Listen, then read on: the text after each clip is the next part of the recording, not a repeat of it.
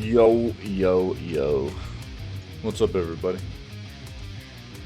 Good morning, good day, whatever time it is for you, man. Hope everybody's doing well. It's gonna be another great day to jump into some video gaming news. And some more Warframe. Big shout out to our buddy Tinwin, man. Our buddy Tinwin gifted us Shadows Over Loathing yesterday, and the fact that it didn't really have anything planned right now until basically the second week of May, which is when we're going to start like Metroid Prime Remastered and then run that into Tears of the Kingdom, means that I think we're just going to start Shadows Over Loathing tomorrow. So, again, big shout out to Tinwin. Much appreciated, buddy. Incredibly generous, and it should be a cool experience, man. West of Loathing was amazing. It was a really cool game. If you don't know what Shadows Over Loathing is, or West of Loathing, it's just very cool slapstick comedy RPG. Filled with good puzzles usually and stuff like that. A lot of nice humor, and it's going to be a fun experience. Yeah. So, very, very cool, and I think that's what we're going to dive in tomorrow. Today will just be more Warframe. We'll have a chill day, and I don't know. That's the jam, dude. That's what we're going to do. So, let's go ahead and dive into this video gaming news segment. We are listening to Bullets Per Minute this morning. Very cool game. If you're not familiar, we listen to the OST in this channel a lot because I love it. I've streamed the game previously. It's a lot of fun also. It's a first-person shooting roguelite rhythm-based game, and like I said, very cool soundtrack. So highly recommend. Go check out the game. Go check out the soundtrack. All right, guys. And it's an indie dev. We love our indie devs, you know. Let's go. Let's do this. All right, man. I mean, I think off the bat, we already know we're just going to be getting slapped all day by Jedi Survivor stuff, right?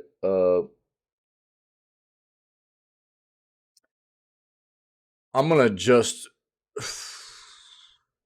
I'm not gonna. I mean, I've harped on it over the past few days. It's just another example of the terrible issues plaguing the industry now, and that we've seen in the past too. Uploaded a clip from our news segment yesterday talking about how apparently some of these big AAA developers are hitting budgets of close to $1 billion nowadays on these games when it comes to both the amount of money they're spending on the development of the game along with the marketing campaigns, and we're just nonstop being riddled with releases that are trash.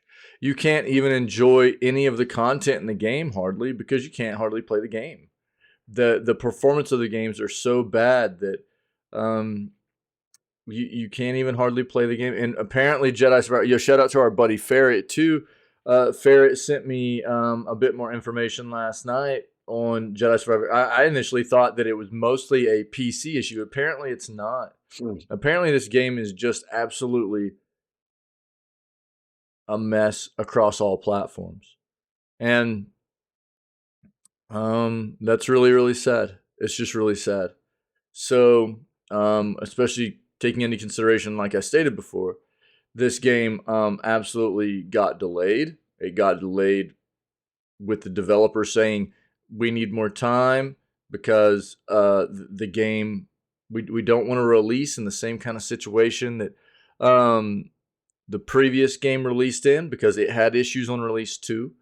And here we are. So I don't know.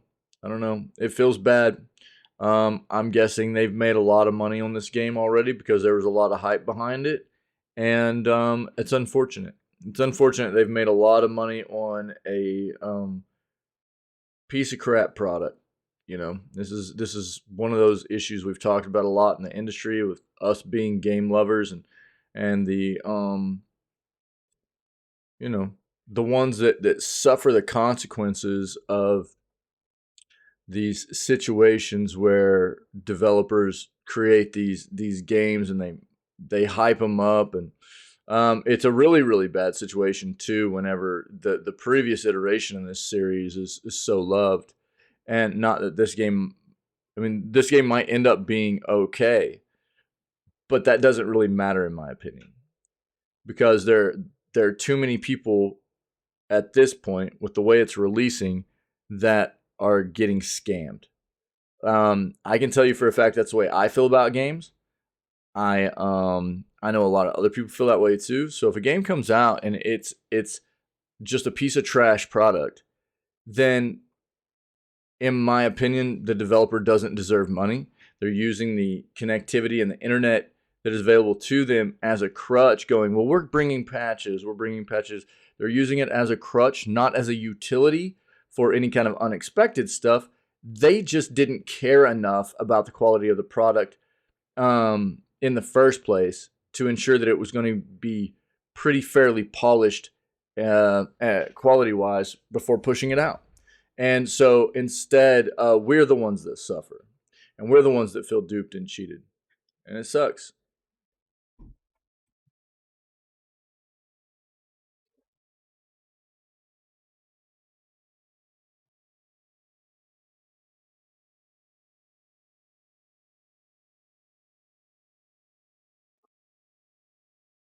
Yeah. Console sales may reach new heights in 2023. I expect they probably will. I expect they will. Um, Unfortunately, just I don't think consoles deserve the amount of sales they get. There's a lot of scummy stuff that goes on in the console side of things. I've got videos out there on the YouTube channel if you want to know my thought process behind it, why it feels like such a scummy side of gaming. There are videos out there from clips out of these news segments. Go take a look. I'm not gonna dive into it. I'm not gonna elaborate unless prompted for it. Go look. There's videos out there.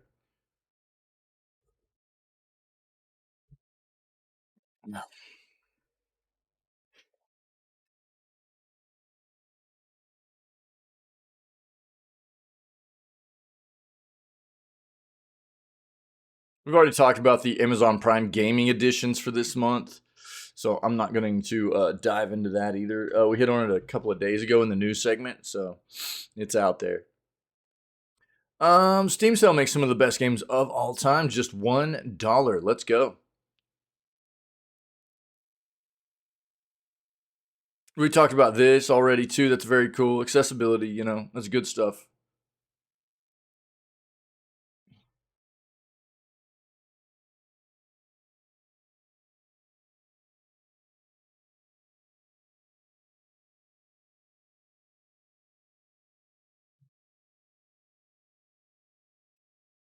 Okay, Sony's confirming more PlayStation games are coming to PC. I think this is going to be a little bit clickbait here. Unless they give us specific games and the specific dates that we're going to get those, this is kind of clickbaity. We already know. We already know that Sony's had more of a pivot to bringing their titles, their proprietary first-party titles, to PC. But we know that they're not planning on doing that day one.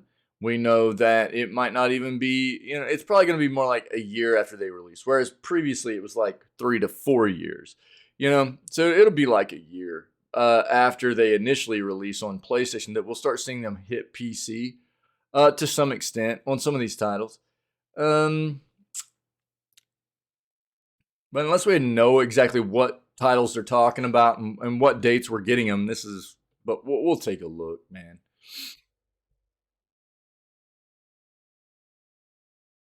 We've already hit on Age of Wonders 4 as well, so I'm not going to dive into this either. Age of Wonders 4 looks really cool, though. It does look really neat. It looks like a really neat game. I would say for any of those people that are into more of the complete detailed strategy games, you know what I mean? Age of Wonders 4 is looking really, really, really good. Let me see here. I can at least link like the bro, are you kidding me? What was that? Yo, I love this too. Jedi Survivor is like headlining Steam and stuff, you know. It's we'll pull that up real quick too, and we'll just look at the reviews real quick, see where it's currently standing. May 2nd, guys. So we got like 2 days, right? 2 days until Age of Wonder 4 hits. The game is looking really, really good. You know, it's strategy, 4X, tactical RPG. You know, it's looking really, really neat. We took a bit of a deep dive into what it's going to offer the other day, and they've got some different editions you can buy into currently.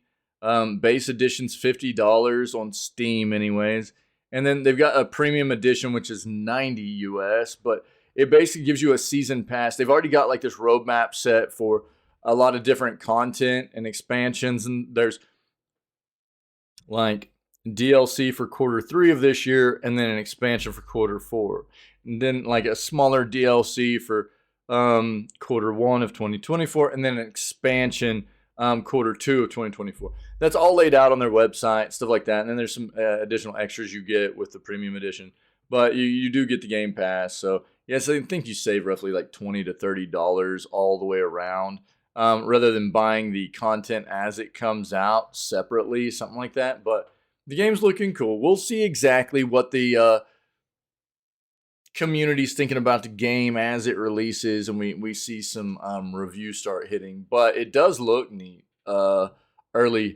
Early kinds of things we've seen on it and everything. It looks pretty cool. But I'll link this for you guys. There you go.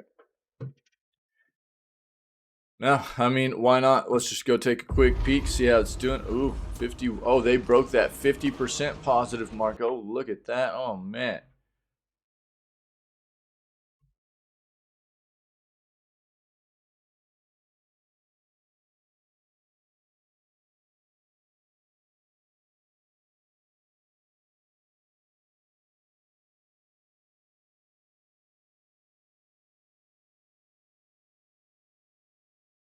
This is what's so stupid, though. If they had properly tested this game, they would have known. I mean, so here's the thing. Obviously, from what I know now, this isn't even just a PC issue. This game is performing like trash across all platforms. So, Respawn did a bad job. We know who else's name is on this, right? EA. So, I mean, nobody's going to be surprised at EA maybe having their name on something bad, you know. Not that they don't do anything good from time to time, but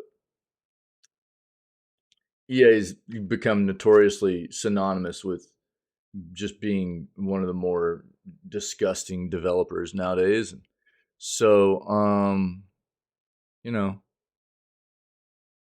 even if this was just a PC version of a game that released that was very, very bad, all this is boils down to this statement is that Respawn is telling me that they didn't do what they needed to do, which is their job in testing this game appropriately before they released it. Or they did test it, they knew it was going to be crap, and they pushed it out anyways. That's all they're telling me.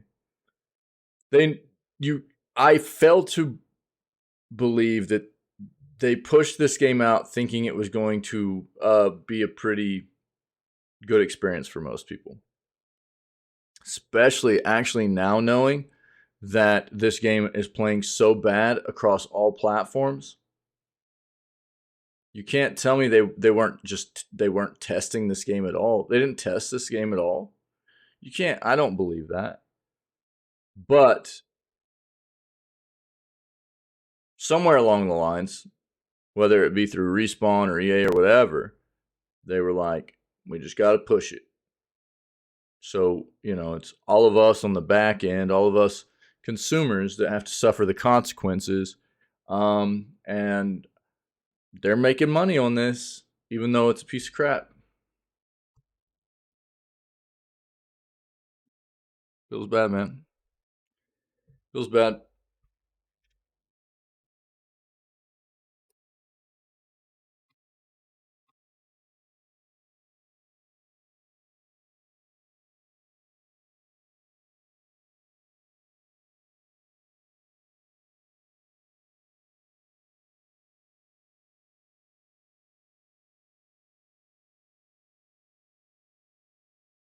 Yeah, Apex Legends Mobile is going to be shut down on May 1st. Like, so tomorrow. Apex Legends Mobile is going to be shut down tomorrow. I'm not going to dive into this really. We knew this was happening. So this isn't a surprise.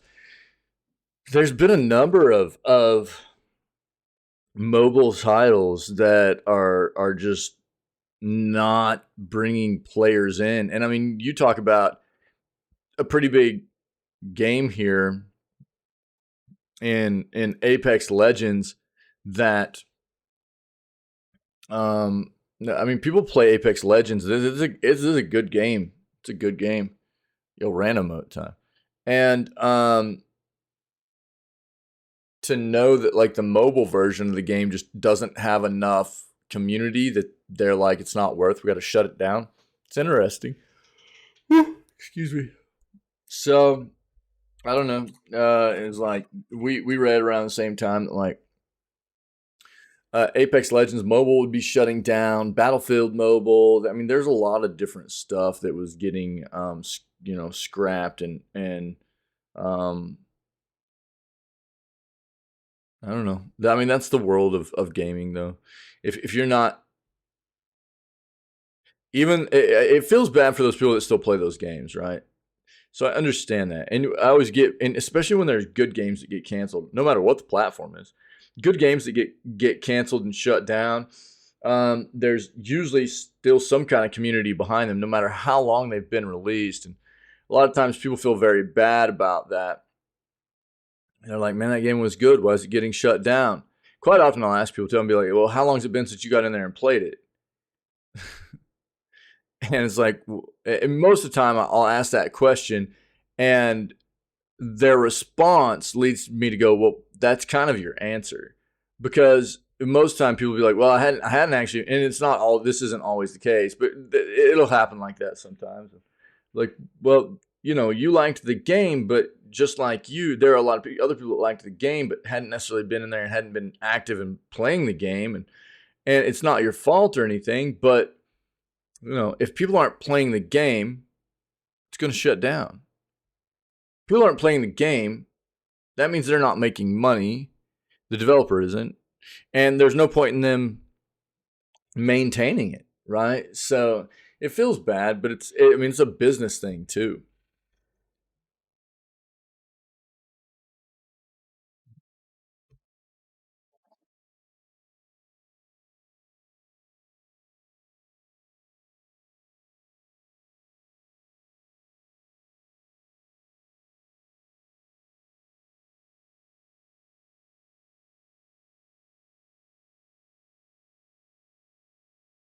They are looking to launch 12 new non-mobile games for fiscal year. Okay. Yeah, look, man, we read about this yesterday. I just posted a clip that basically from our news segment yesterday. You know,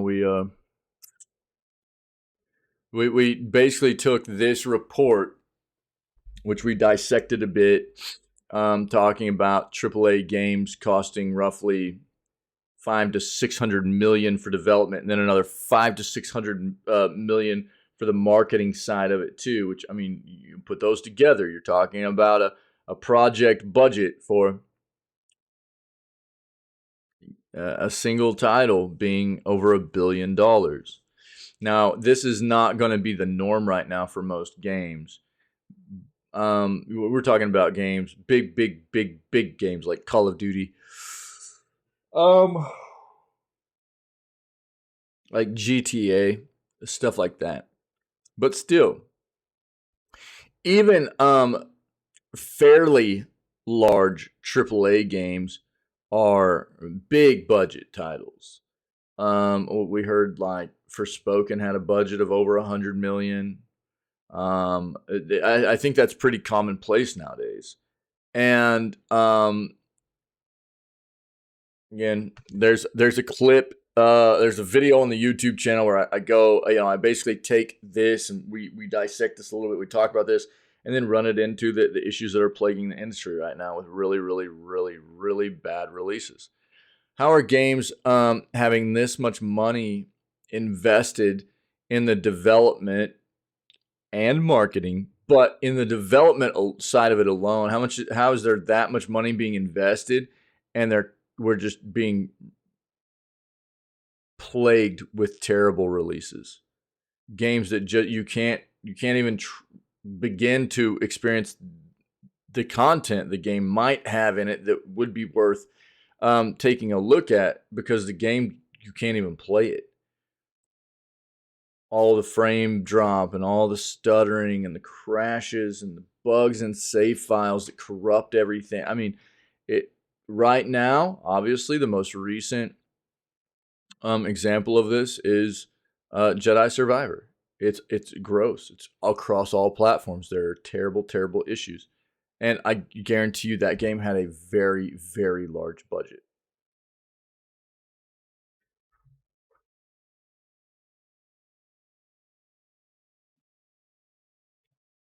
Oh no, dude. All right. EA Sports teases a new baseball game.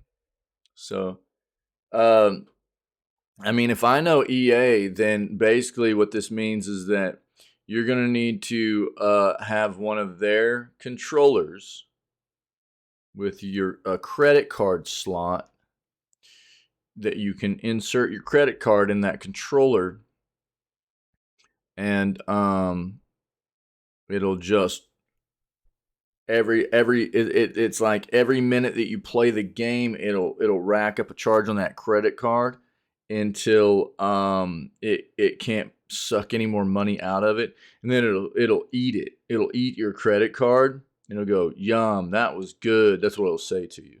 It'll say, man, thanks. That tasted good, gamer."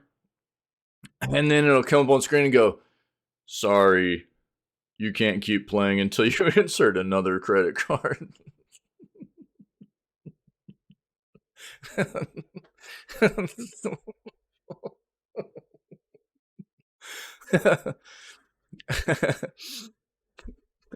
We'll take a look at this, dude. We'll take a look at this and see what it has to say. Let's see what they're see what they're trying to bring to us with a baseball game, dude.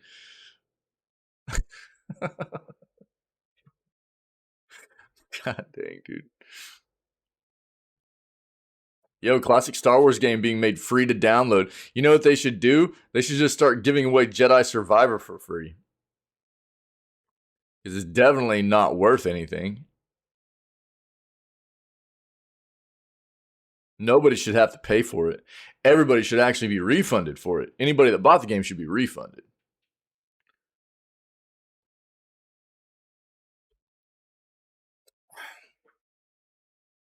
Let's see what the free game is, though.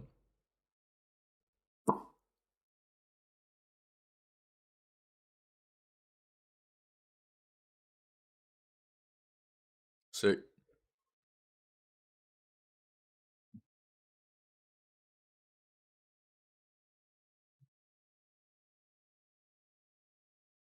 '15th anniversary of GTA 4. Nice.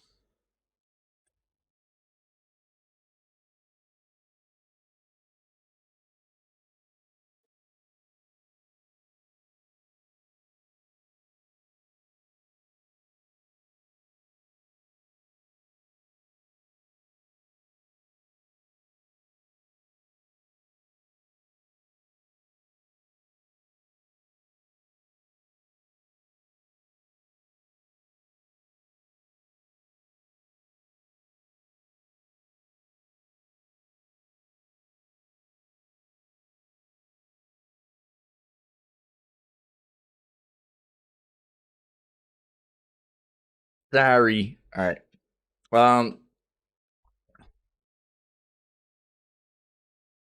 So what? Tim the Tatman has a game coming out now too.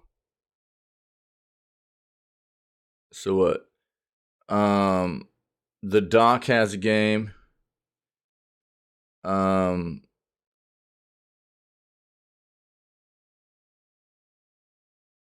Now Tim's got a game. Who else was it that had a game that they're being a part of that's being made too? Why can't I think of who that was off the top of my head?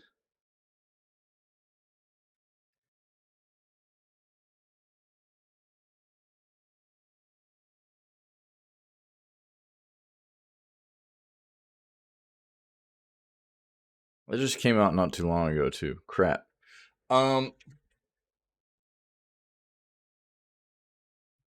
Well,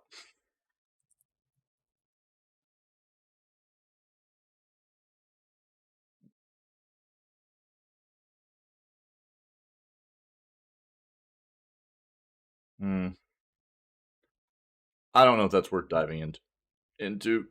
We'll see. Excuse me. Popular PS5 game discounted 80% to lowest price ever. We'll take a peek at that. Shroud, that's who it was. Shroud's being involved in the development of a game too. Yeah. That's a more recent kind of thing. Of course, the Doc's been, part of his studio. His studio has been set up and working on was it Dead Drop? Is that the name? I think it's Project Dead Drop or whatever. That's been something they've been working on for a while. So I don't know. We'll see what happens with all that.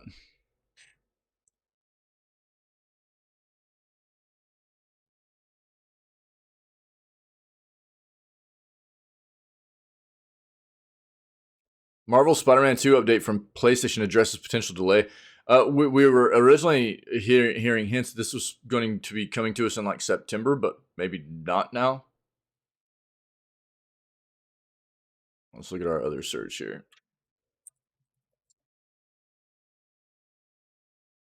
Talked about it yesterday.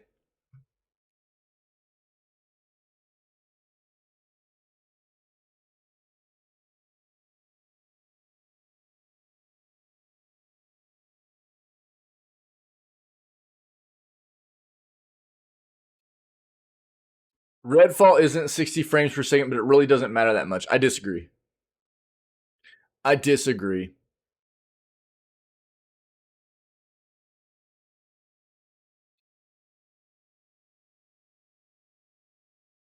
I've talked about it already. I'll bring it up. Whatever. We'll read it. We'll read it, and I'll flesh this out for everybody, and I'll tell you exactly why I think it's really bad. People have this take. The reason I think it's really bad, and I'll tell you right now, and then I'll elaborate on this more when we read this article. People going that it doesn't matter that Redfall isn't 60 frames on console. It sets a bad precedent. For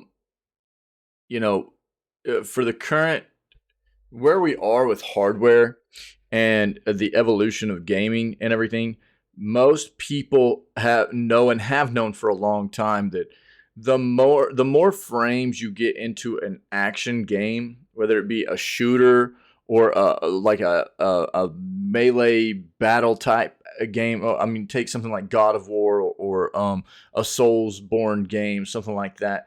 The more smooth it is, the more the which is the higher frames you get, the more smooth it is. The better the gameplay experience is for you. Shooters are the same way. The more smooth everything works, the more you can react, and just the better the gameplay experience is all the way around. So people trying to convince other people that frames don't matter that much are either just oblivious to that fact because they haven't experienced higher frame rates as we've been moving along for some reason or another, or they're just trying to present a different take that's opposed to what most people actually know it to be a fact. In that the higher the frames, the better. In these, don't get me wrong, there are games where it's not going to matter as much. Games like Vampire Survivors or something like that. That's something that I've used an example of before. You know, for a lower frame rate, it's going to be okay. But I mean, in 2023, with the technology we have and the advanced hardware we have and things like that, where you've got a game like Redfall coming out and they're not giving people 60, even 60 frames. To be fair, I play almost all my games at 120 frames per second, which is double 60, and you don't even get 60 in Redfall on release on console. That's pretty rough.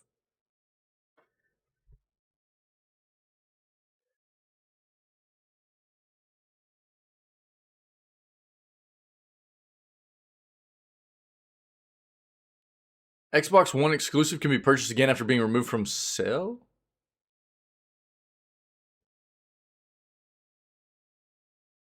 Quantum Break. That's what I thought. Yeah, we already hit on this. Quantum Break's back if you guys are looking for to get it, you know, if you missed out on it before. What Age of Wonders 4, yeah, we talked about that. Microtransactions have killed the Call of Duty franchise.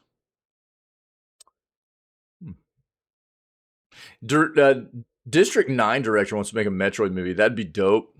They would just need to do it really well.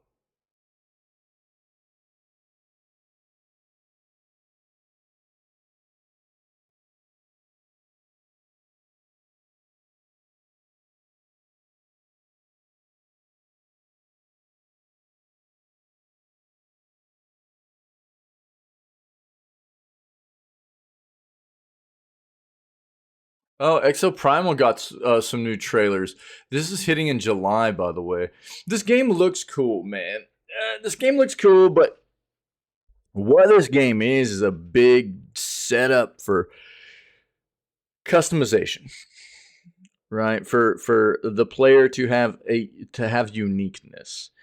And what it does, it sets up this real.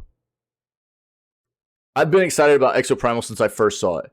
And the more I've seen come to the table about Exoprimal makes me more and more worried about what this game actually is about.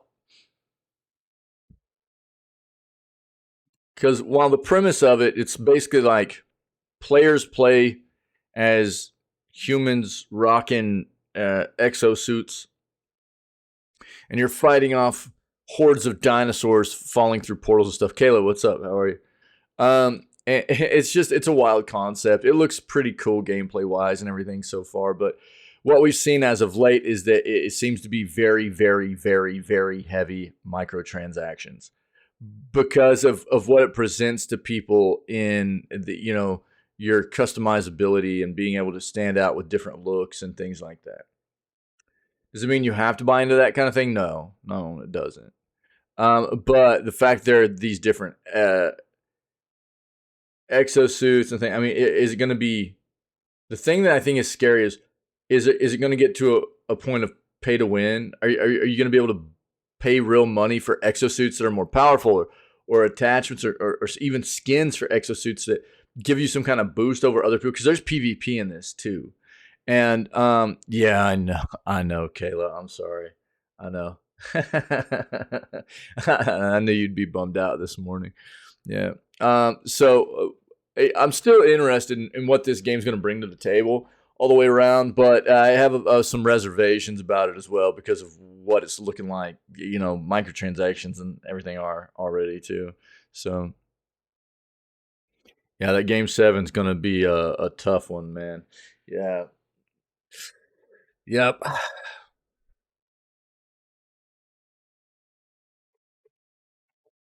That's what I think. We've got Avalanche and Kraken tonight, which is, you know, obviously whoever wins that one is who my team's playing. And I think that's what time does that kick off? Dude, yo, stop, dude. I didn't even see what time that game starts tonight yet. Let's see. Yeah, 8:30. Yo, and oh man, there's a couple big games tonight. I forgot the Panthers and Bruins play tonight too. So, how wild would that be for the Panthers to take down the Bruins? So, that's a game 7 tonight, and then the Kraken and Avalanche are a game 7 also. So, the Avalanche and Kraken's the big one for us. Yeah, go Panthers, dude. Yeah, yeah. Go Panthers, dude. No doubt. I'm going Panthers and Avalanche, or not Avalanche, Panthers and Kraken. Man, that's who I'm wanting to win tonight. You know, I don't really root for anybody outside of the Stars, but I definitely don't want Boston to win, and I would much rather have my team face the Kraken than the Avalanche.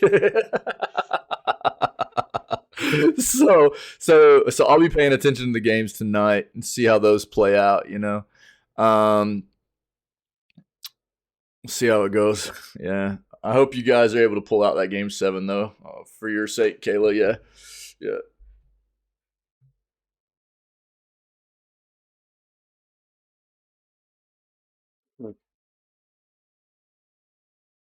Sci-fi RTS FPS hybrid silica gets new gameplay show. What is this? What do you got? What you got planned for today, Kayla? What's up?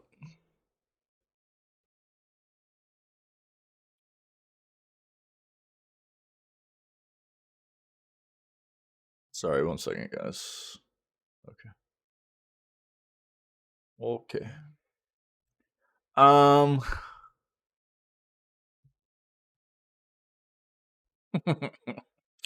Assassin's Creed Mirage may have hit a production snag or something bump. Yeah. Okay. Well. Well. I mean, it happens. We'll take a peek, see what's going on there, but it happens. But I mean, Ubi is in a rough state right now. You know, just not working, and Karma is tagging me for calling out because of what? Because of the hockey stuff? Is that what you mean? No.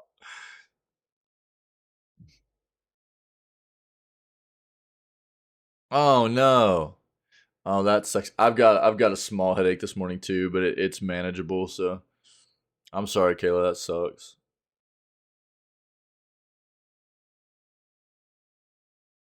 Go one more page. See what we got.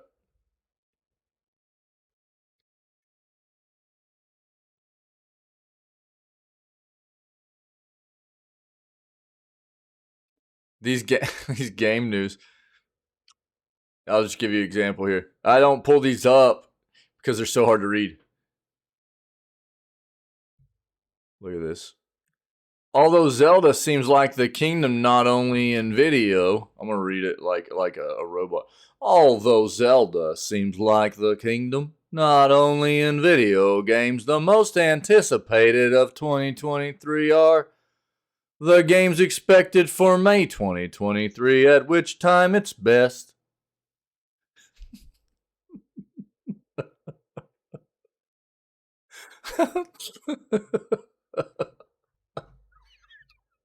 What's that even mean, dude? Like, not only are the titles all jacked up all the time, but it's like they get translated over. I know these do. So it's like a lot of the content in these articles It is really, really hard to read also. It's really wild.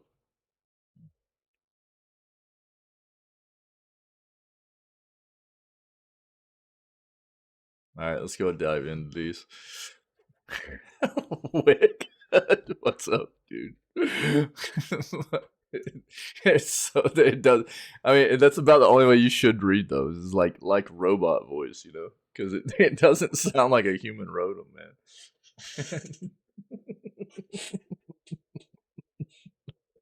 Yo, that clip you made, dude, of me reading that review yesterday, or I think it was yesterday, right? I didn't even know you clipped that, bro. That was hilarious. That was hilarious, man. Exo Primal gets new. It was the day before. It was the day before, wasn't it? Might have been the day before. Exo Primal gets new trailer. Everything's like, I'll pitch AI.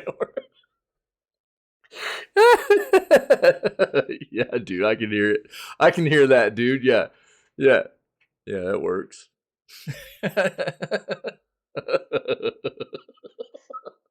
What's up, dude? Oh man. Oh, you smoothie landing it today, dude? I'm on the struggle bus this morning, man. I did not want to get out of bed. I do have a little bit of a headache too, but I'm struggling, dude. Exo Primal gets new trailers introducing story The Hammerheads, the dinosaurs in exosuits. Capcom released a bunch of trailers of its dinosaur slaying third-person shooter Exo Primal, introducing several aspects of the game. First video introduces the Hammerheads and the members of the squad. Chief Lorzino, Alders, Majesty, Ace, and Sandy. You can check them all out below.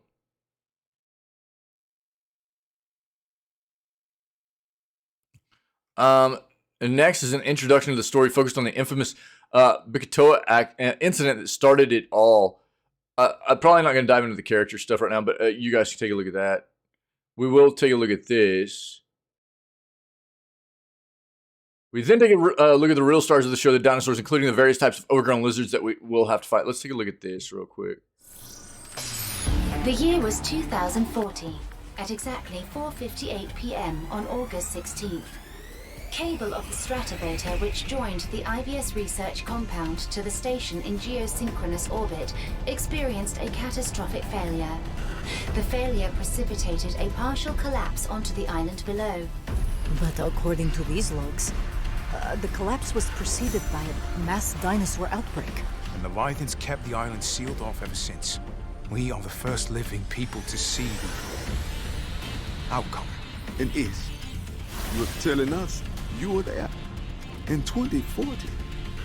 Physically, you saw the Stratovator collapse?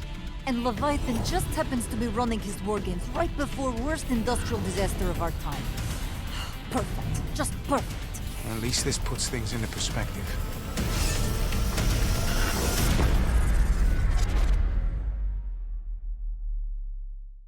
Okay. Yeah, July 14th, we knew that. What's pre-order bonus, okay. Yeah.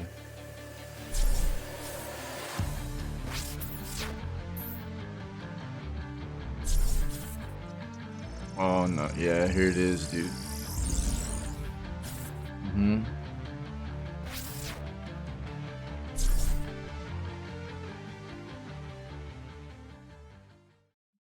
So it is a Game Pass title.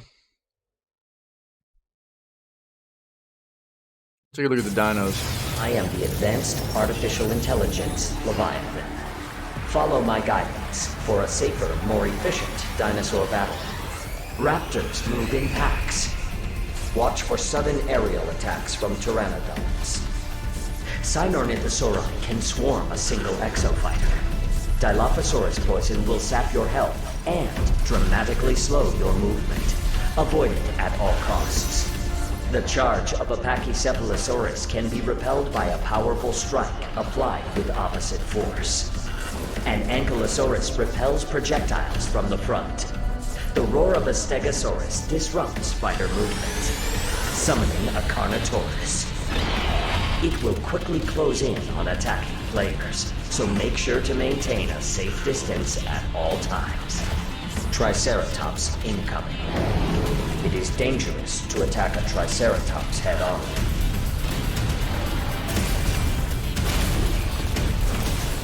T-Rex incoming. A T-Rex can be dangerous, even from a distance. Work together as a team to survive.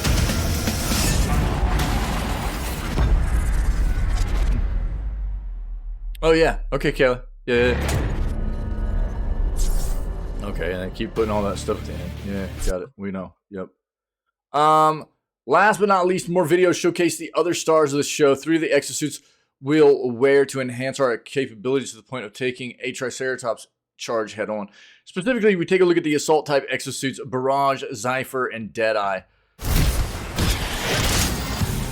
Barrage immolates the competition with widespread incendiaries.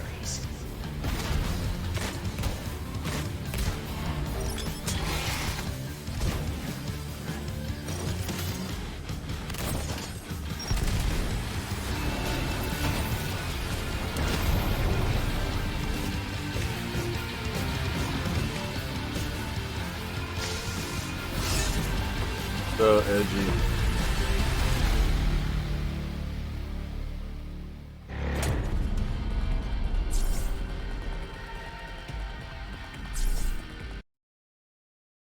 So that was Barrage, yeah.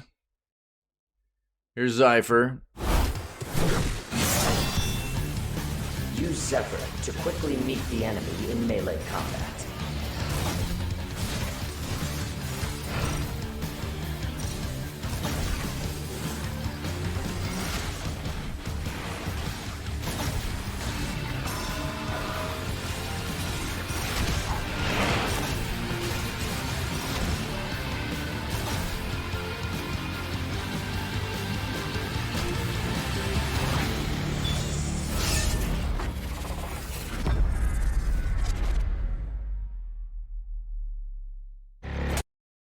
And Deadeye. Deadeye strikes with gunfire and grenades. Versatile and thrilling.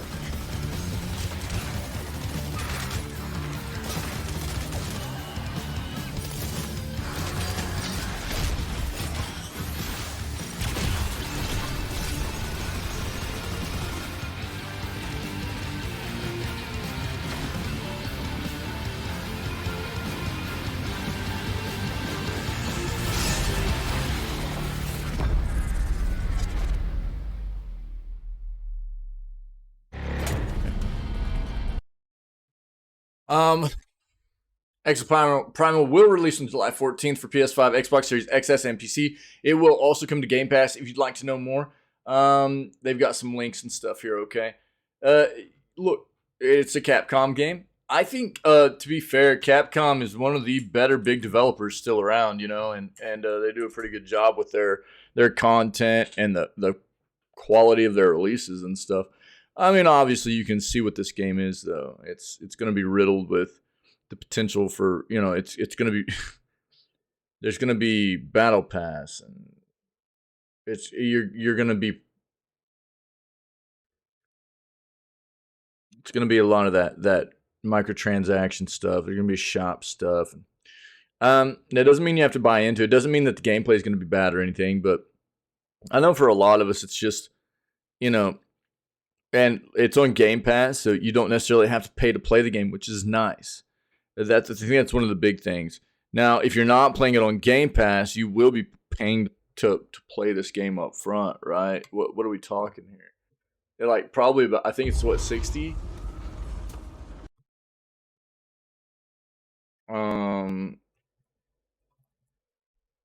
Yeah. So 60 for the base edition, yeah.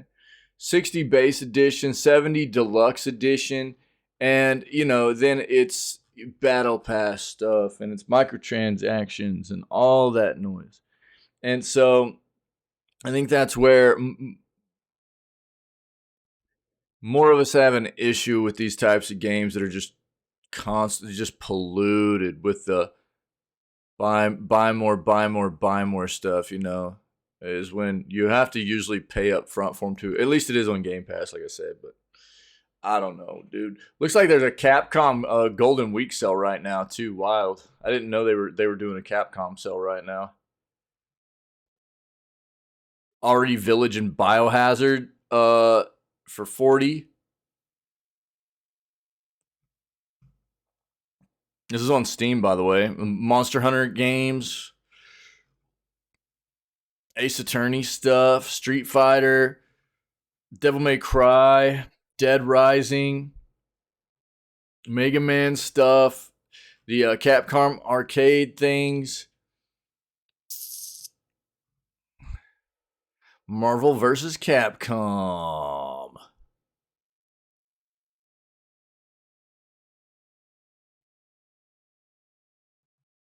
Nice. Cool.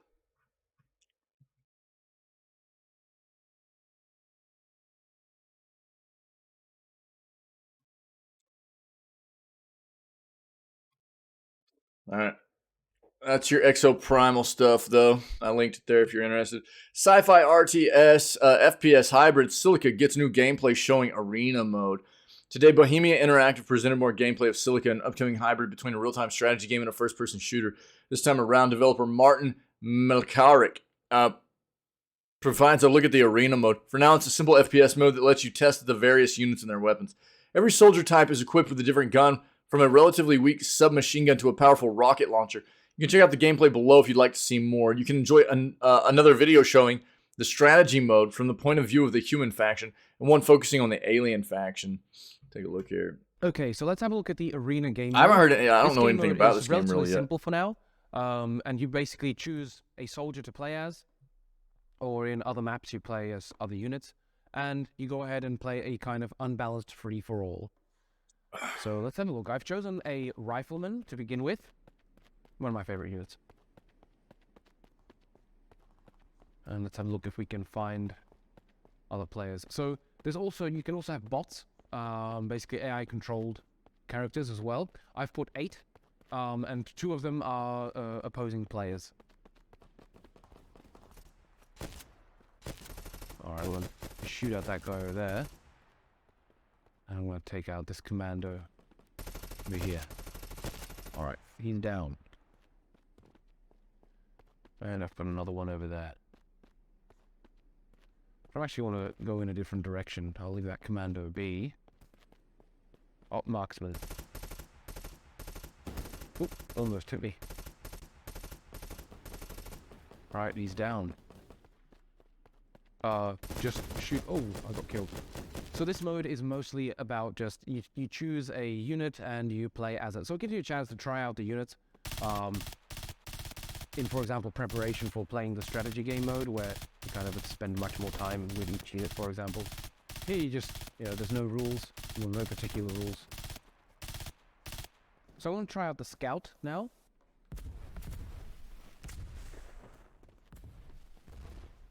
And so this mode is great for just trying out some of the units, seeing what they feel like, and getting a hang of them, so to speak. Right, so I've got a commando over there. I'll take that guy out. Alright, he's down. There is another scout over there.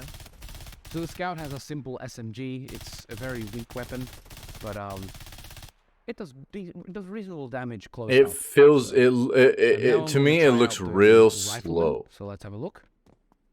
So which from the beginning isn't, I guess, necessarily bad, but so he's got a heavy everything I'm seeing is just like in the shot. Run around, find an enemy, and then just who gets the most shots in first. You know what I mean? You're not there. There's no way to like. Right. It doesn't look like anybody can run or crouch or jump or slide or. There's like it's just like just. And so let's have a look what we can do to the enemies. Got a commando up ahead, so we might try and take him out. And he's down. We got another one up there.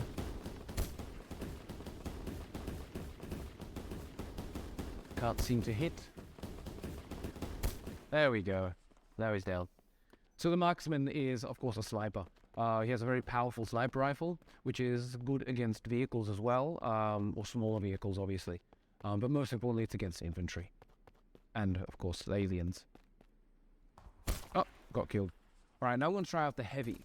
The heavy, of course, has a rocket launcher, and right now there's infinite ammo, which is, there'll always be infinite ammo, but there should be, of course, limited magazine sizes. So here, this guy should be only able to shoot 4 rockets and then reload, but it's not implemented just yet. They'll be added within the next update or so, and so right there you can just really go right at it and just non-stop shoot, which is really fun. But bro, what? not very fair. So What is this especially weapon, with the dude? rocket launcher.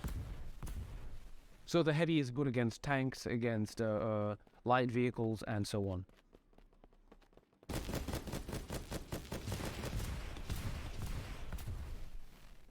Alright, we got a marksman over there. Let's take him out. Is it infinite ammo rocket launcher? What is this thing? Poor guy. We got another marksman over here. Yep, he's dead. We got a scout. And poor guy. Can't really do much against the rocket launcher from this distance. There we go. He's down. Alright, and the last one we will try is the commando. So the commando has a Bolterium rifle. So the Bolterium rifle, it doesn't shoot Bolterium itself, but it actually utilizes it as a kind of multiplier, energy multiplier, to shoot this plasma projectile which explodes on impact, dealing significant damage.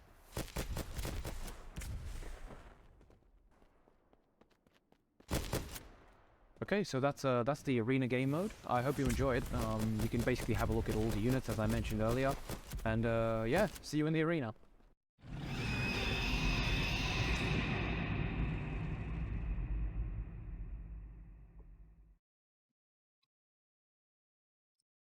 If you're unfamiliar with Silica, it'll come soon in early access exclusively for PC.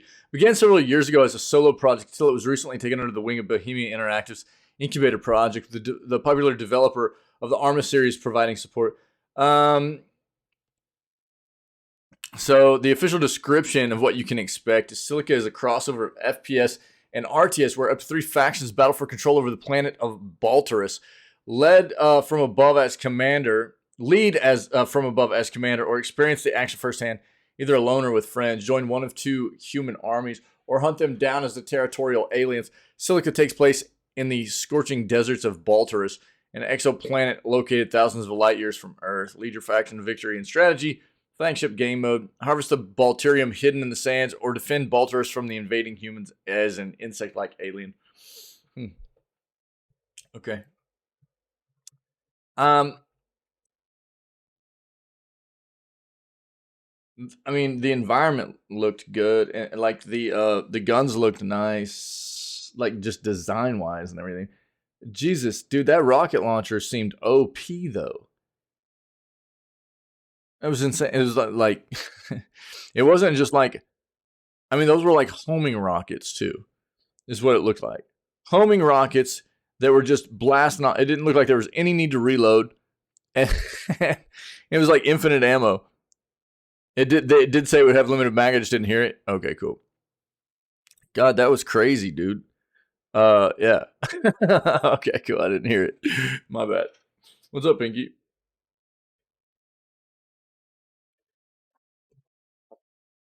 I was just getting, I mean, obviously when things like this are in development, but it's just they're like talking about how it's close to early access and stuff. I was like, Jesus. If that's what you're going to expect, everybody's just going to be rolling around with rocket launchers everywhere. But I don't know. Hopefully I mean, to be honest for myself, I do prefer a little bit more of like in games, like shooting games and stuff. Yo, Shocks, what's up, buddy? Some ability to be able to move around a little bit better and stuff. It seemed clunky, slow. Seems slow. It's not necessarily a bad thing. I've just gotten really accustomed to games giving you the ability to move pretty fluidly, you know, from Shatterline and Apex and you know, Warframe and stuff like that. It's I enjoy that fluidity of fast movement and stuff. Oh no, how far away are you, Shocks, from getting the Spiral Still Path done? I knew yesterday you still had you were worried about that time frame, yeah. Oh no. Oh God. Dude, the stretchings. But we'll see with this level 6. Oh, you got to get to level 7, right? I have faith in you, dude. You'll get it. You'll get it. Yeah. I mean, there was a lot of stuff that looked really cool too. We'll just have to see what it brings to the table. I can see the potential there, and it's like what it's supposed to be like RTS FPS. That's kind of crazy. Oh, you got to go to 10. Why was I thinking you said 7 yesterday? Okay, you got this, bro. Pinky, what's up, dude? How are you, man? How are you guys doing today? What's going on? Well, if you need more out of that, there it is. Rumor Assassin's Creed Mirage may have hit a production bump. A new rumor suggests that Ubisoft's highly anticipated Assassin's Creed Mirage may be arriving in gamers' hands later than originally expected. Fans of Ubisoft's acclaimed stealth franchise looking forward to getting their hands on the series' small-scale spin-off Assassin's Creed Mirage may have to wait a bit longer, as recent rumors suggest the mysterious title is facing production changes. The news of the eagerly awaited game's potential delay comes on the heels of Assassin's Creed Mirage leaks, suggesting the game may be looking to shake up the Assassin's Creed formula by incorporating some sort of investigation mode. Announced during Ubisoft Forward in September of last year, Mirage looks to be going back to the franchise's roots by featuring a story that will take around 15 to 20 rather than hundreds of hours to complete. For many fans of the franchise who appreciated the gameplay and lore, but lacked the free time needed to complete the lengthy campaigns of recent entries, this return to form came as welcome news. The game will follow the exploits of Assassin's Creed Valhalla's Basim as he makes his way through 9th century Baghdad. Relatively little is known about the game so far, leaving gamers to speculate based on leaks like some recently revealed Assassin's Creed Mirage concept art. In a new tweet from Codex, an Assassin's Creed fansite, it's been revealed that AC Mirage has reportedly undergone production changes and will now be arriving later than expected. The rumor, which came from French gaming magazine Video, suggests that Basim's solo outing will now be the launch title for the Assassin's Creed Infinity rather than the previously announced Assassin's Creed Red. Though details about Assassin's Creed Infinity remain scarce, it's been revealed that the platform will serve both as a launcher for upcoming Assassin's Creed titles and as the home for the series' modern-day storyline. Twitter users responding to the post were divided over the rumors, with some worried that the delay could be the result of meddling from executives rather than taking additional time to ensure Mirage is a polished title. Showing just how aware the gaming public has become of the ongoing problem of oppressive crunch time hours at developers, one respondent stated that they don't mind delays as long as the devs have a comfortable work life.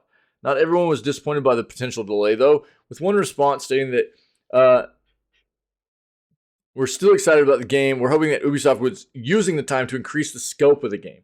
While the possibility of having to wait longer to dive into the adventures of the assassin Basim in Assassin's Creed Mirage is sure to be unwelcome news for some franchise fans, it remains to be seen whether these rumors are correct or just speculation. Whatever the case, it's clear that some fans will be more than happy to wait as long as Assassin's Creed Mirage lives up to the lofty legacy of its predecessors. AC Mirage is supposed to release this year for PC, PS4, PS5, Xbox Series 1, and X and S. And let's be honest, Ubisoft is not in a great state right now. They've been kind of tanking, and they need some good stuff. And I mean, this is their jam. Assassin's Creed is they can't make enough of these. You know what I mean? So we'll see how it goes for them. See what happens. Nothing much, just chilling, bro. So, yeah, I don't know, man. Again, delays are warranted, man. Delays, I'd much rather have a game be delayed and then come out and feel nice. I would say the majority of us feel that way. Anybody that feels like they'd rather have a game come out on time and feel like crap, I don't understand that sentiment. I don't know anybody I've never met somebody that feels that way. So, delays are something that just need to be done by developers in order to bring us good games to the table. We see it all too. I mean, we were dealing with it right now. There's a plague in the industry right now, just terrible releases. Jedi Survivor is the latest one, but there've been a lot of them this year already. I mean, we're only, 4 total months into the year right now, and it's just been the amount of terrible releases on one platform or another, or all platforms for specific titles is just kind of mind blowing. And I mean, ultimately, some of the games were even delayed already, but they were like, obviously they didn't want to delay it any further to ensure that it would be a good game. Instead, they pushed it out, and they knew it was going to be bad. Just like Jedi Survivor, they knew it was going to be bad, but they pushed it out anyways. But Ubisoft needs Assassin's Creed to do well. Ubisoft's not in a great position right now. They haven't done well over the past couple of years, so we'll see what's up. Popular PS5 game discounted 80% to lowest price ever. Popular PS5 game has been discounted 80% in the PS Store. Easy to find absolute steals and deals for PS4 games. The same can't be said usually for PS5 games, which are often more expensive up front, holding their prices longer and receiving fewer deep discounts. That said, you can nab one of the best-selling and most played PS5 games from last year for just $13.99.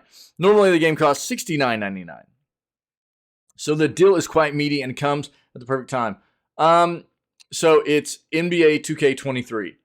You can get it now for $14 US. It's a limited time offer, and it's set to expire on May 5th. So you got less than a week to go grab this on the PlayStation Store if you're interested, okay? They've got a video here showing the trailer for the game, stuff like that. I'll link it for you. If you're into playing some basketball, there you go. Marvel Spider-Man 2 update from PlayStation addresses potential delay. Spider-Man 2 has gotten a promising update. This was originally, it looks like, we'd gotten some info saying that we were supposed to originally see this around September, but that might not be the case now. Spider-Man 2 has gotten a promising update from PlayStation. One of the most anticipated games of this year, probably the entire console this is a statement that's going to be just kind of, everybody's going to feel different about that. I don't know. I don't think so. Okay, look, I hate reading when articles, when people write articles and they throw in their own sentiments like this. Marvel Spider-Man 2 is one of the most anticipated games of this year, but also probably of the entire console generation so far. Maybe for some people, but not for others. You can't just like project that onto people. There are going to be some people that are really excited for Spider-Man. There are going to be some that aren't. For some people, it's going to be more like Final Fantasy 16. For some people, it'll be Spider-Man. For some people, it was God of War Ragnarok or what. You know what I mean? It's like, don't do that, man. Just, I don't know. The game has built up a lot of hype after Insomniac knocked out of the park the first game and its spin-off Miles Morales, although Insomniac had already been a popular developer before. This shot their reputation into the stratosphere and made them one of the most beloved studios out there, enough for PlayStation to spend a large sum of money to buy them and make them 100% first party. However, it has been almost 2 years since we saw anything from Marvel Spider-Man 2. The game had a pretty snazzy cinematic reveal trailer, and then it's pretty much dropped off the face of the earth. PlayStation and Insomniac reassured players it's still coming, and in fact revealed it was coming this fall at the start of 2023. But fans have begun to worry that a delay could be imminent due to the fact we have seen nothing for a game due out in just a handful of months. Leaks indicate the game is coming in September, like I said, but there hasn't even been a new screenshot from the game, let alone gameplay or details. Dude, it's like 5 months away. Oh God, dude. People just need to chill out, man. With that said, PlayStation has confirmed in a recent earnings report that it still intends to release the game later this year. Should hopefully ease concerns. This was clickbait, dude. Look, man. There's nothing. I don't think anybody needs to be concerned right now. Okay, look. The fact of the matter is. Yo, Mithra, what's up, Doug? The fact of the matter is, there are still like 5 months roughly, until maybe even a little bit more, until this game is supposed to release. And that's just speculative as far as a release date goes. We've heard nothing from Insomniac or Sony, and that's just like speculation.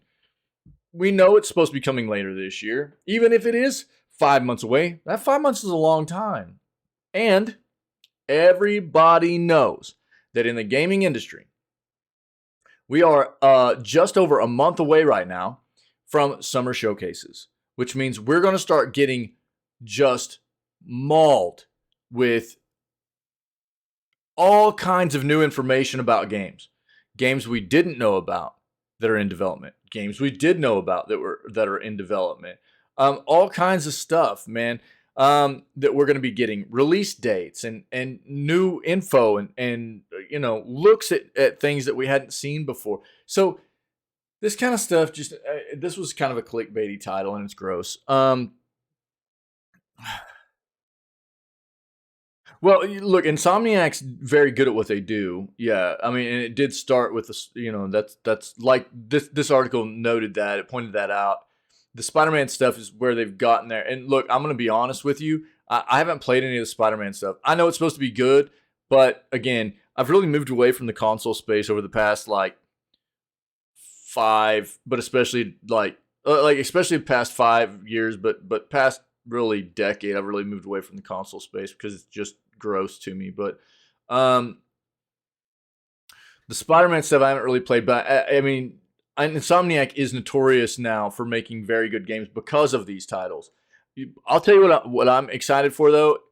I'm excited for Spider-Man 2 to be finished and released because I want them to be working on Wolverine. so I mean, I'm not I'm not a big Spider-Man fan. It's not something that, I mean, it's a character's fine. It's fine, whatever. It doesn't really appeal to me though.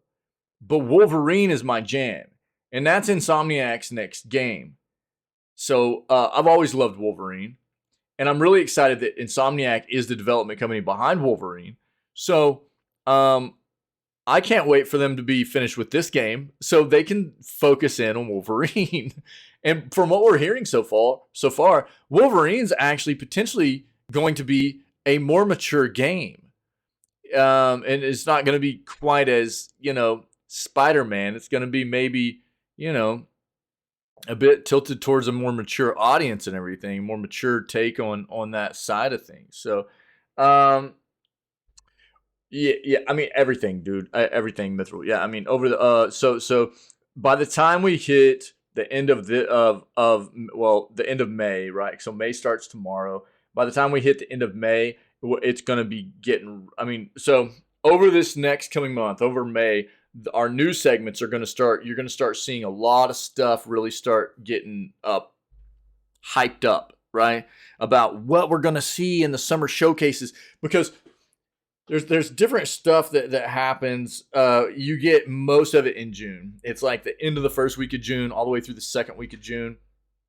And then we'll get a little bit of stuff in July. We'll get a little bit of stuff in August too. But most of it's that June, you know, where all a big chunk of it takes place.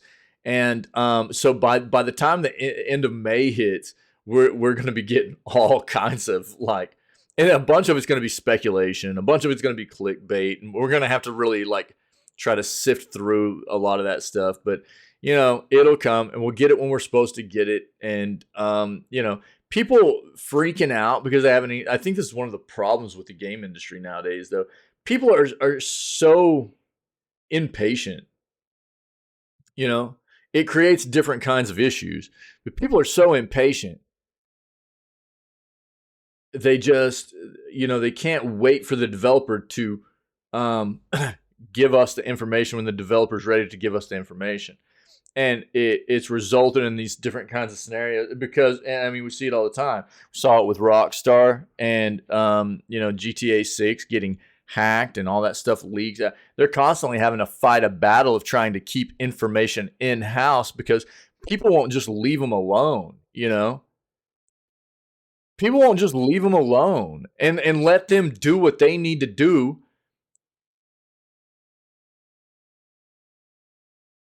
and give us information whenever they're ready to give us information. And what it does is it actually, it kind of forces their hand whenever they're not ready. And that's one of those things that talk about a lot with the relationship between us as, the lovers of video games and them as the developer. It's really hurt that relationship. I mean, they haven't done themselves any favors either by doing things like releasing games like Jedi Survivor. You know what I mean? So it goes both ways. The relationship between us as the consumer and lovers of video games and the developers themselves, there've been numerous ways in which it's gotten unhealthy and it's been damaged from both sides of the plate there, But yeah, no doubt. Yeah, Mithril, yeah, for sure. Yeah. So I don't know, but people just, I mean, this is just like, how are people even tripping right now? Like, you can't do that. Even if they end up delaying it, so what? If they delay, especially coming from a developer like Insomniac that has become notorious for making very good games, cool. I'm not even gonna worry about it. I'd be like, they needed a delay, dude. They needed a delay. I trust Insomniac. They know what they're doing. Historically, Insomniac's shown me that they know what the crap they're doing. And if they say they need a delay, I trust that they need a delay for the right reasons, not the wrong reasons. And so I'm not even going to worry about it. And when they're ready to give us information, we'll get information from them. People just need to chill out. Redfall isn't 60 frames per second, but it really doesn't matter that much. I disagree.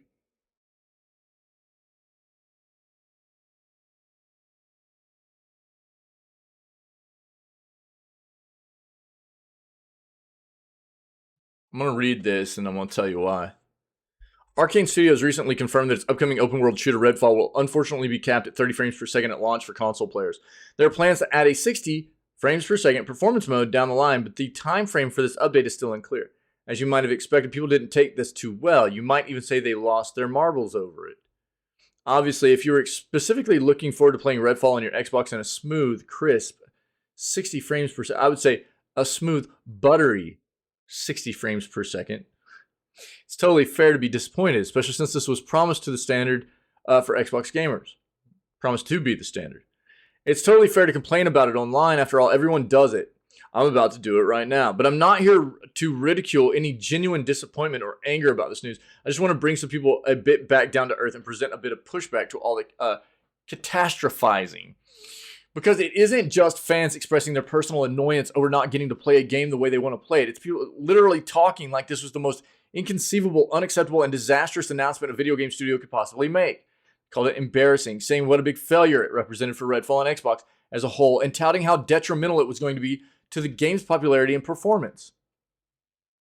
Sometimes when you're so deep within a community, it's hard to notice when and in what parameters your bubble ends. And this is a classic case of that. Listen to me. Listen to me, person who spends an unhealthy amount on Twitter, Reddit. No, Redfall is not doomed to fail before launch, nor is it the embarrassment of the industry. Its lack of 60 frames per second doesn't really matter that much, not in the grand scheme of things.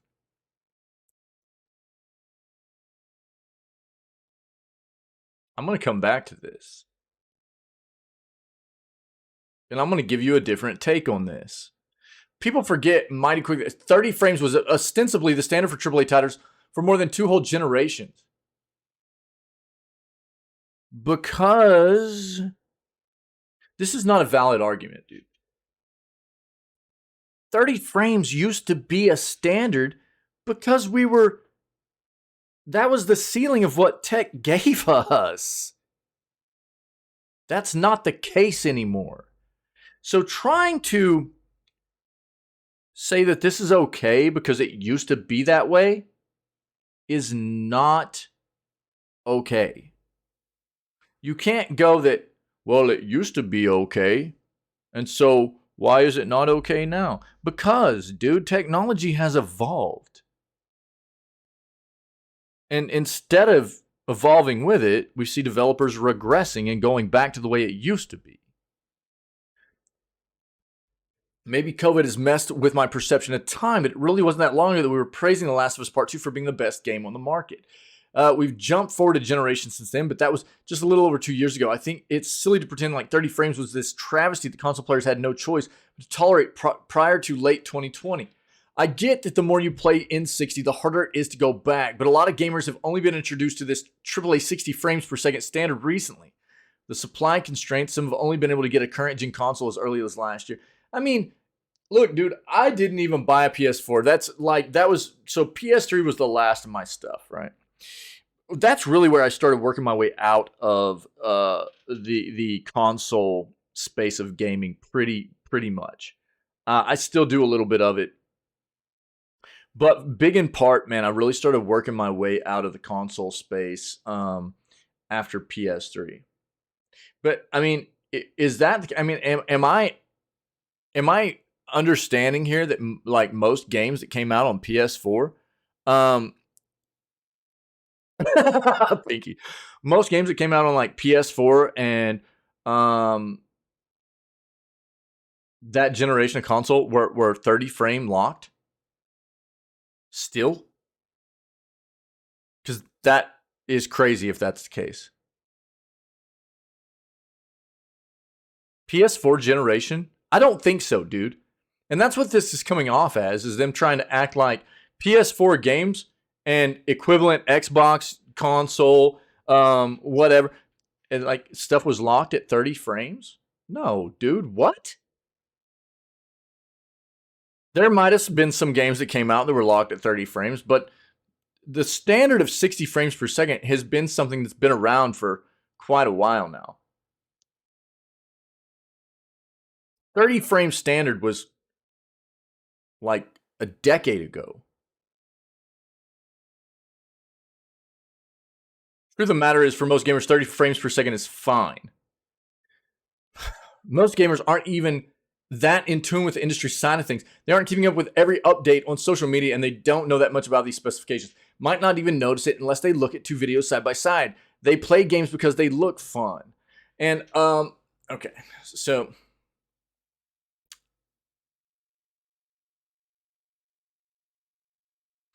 among those who do notice it and prefer 60 over 30, there are many whom this is little more than a minor inconvenience. Think about it. How on earth are you going to get so stubborn about a feature that you barely even experienced? Even if you're more aware of everything going on in the industry, not everyone has had the money for high-end gaming PCs for years. Not everyone had the money for a scalped console or the time to find one in retail. I think that what most irks me about 60 frames per second outrage, it comes off as pretty snobby. People are turning up their noses, talking like 30 frames per second is unacceptable, unplayable trash, while there are those who've been playing that like that up until a few months ago. With so many games still being cross-generational, there are a lot of gamers that are still playing games at 30 via their PS4 or Xbox One. Dude, I fail to believe. Oh, dude, Shock's easy. Me too. I'm going to talk about this. I felt, dude, I'm going to have to look into this, but I really did not think that most games were coming out on like PS4 and Xbox One on that generation of console. I did not think that most games were coming out. Switch is going to be a different thing, but I did not think that most games were coming out on those consoles at a 30 frame lock.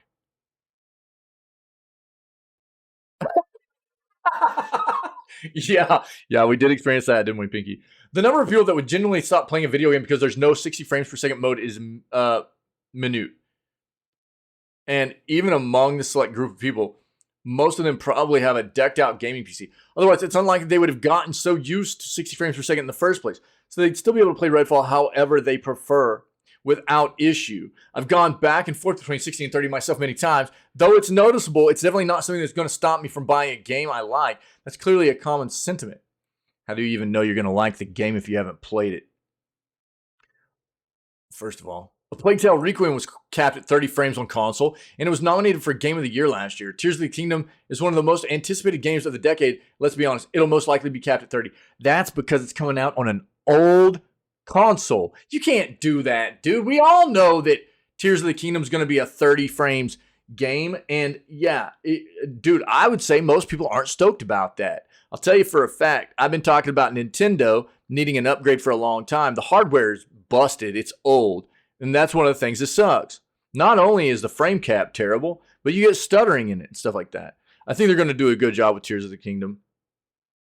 The thing is, people, there's a difference between people accepting the fact that a developer is doing the best they can with the hardware they're given for something like Breath of the Wild and Tears of the Kingdom, as opposed to the fact of a game like Redfall coming out on hardware that could absolutely push that game to 60 frames, but they're capping it at 30 for some reason because they don't know how to optimize it right. There's a big difference there, man. There's a big difference there. I understand disappointment, but some hardcore gamers really need to step out of their bubble and understand these technical requirements aren't the top priority for most people who play video games. I do hope that 60 frames becomes this immovable standard at some point. Clearly, we're not there yet, neither in terms of games and those who play them. Redfall is even less to worry about because if you're on Xbox, you're likely already paying for Game Pass, so Arcane and Bethesda won't even have to convince players to buy it up front. I'll say it with my chest, this announcement will barely affect Redfall's numbers. As long as the game is high quality and fun to play like many titles before, it will rise above the noise. No, look, I disagree with a lot of what's being stated here. So here's this is literally so right here. I do hope that 60 frames becomes this immovable standard at some point. Clearly, we're not there yet. We're not there yet because these developers are not letting it happen, right?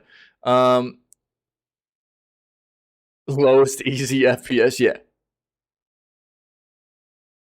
Right. Right, Shocks, yeah. So here's the deal. And dude, maybe I'm wrong, but it's not like the hardware in the PS4 and the Xbox One was so old that developers couldn't get those games popping off at 60 frames.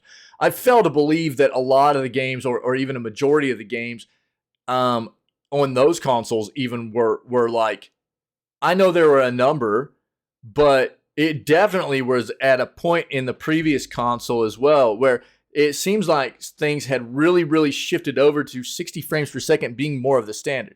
And this is what I'm going to say. This individual isn't even taking into consideration the difference between genres of games, right? There's a big, massive, huge difference in, your ability to play a game effectively between genres at different frame rates, okay? So, you take any kind of action-based game, whether it be like a melee-focused game like God of War or a Soulsborne game or a shooting game, it doesn't matter, third person, first person, whatever. It could be Call of Duty, it could be Destiny, it could be Warframe, it could be Redfall. The higher the frames, the better. Because that's the more smooth it's going to look. That's the faster the frames are coming in, and the easier it is for you to react because you're seeing things quicker, right? If my adventure point and click games don't have 60 frames, I'm throwing away my keyboard and mouse. But yeah, I mean, exactly. Pinky's like /S in there, you know what I mean? But that's literally the case.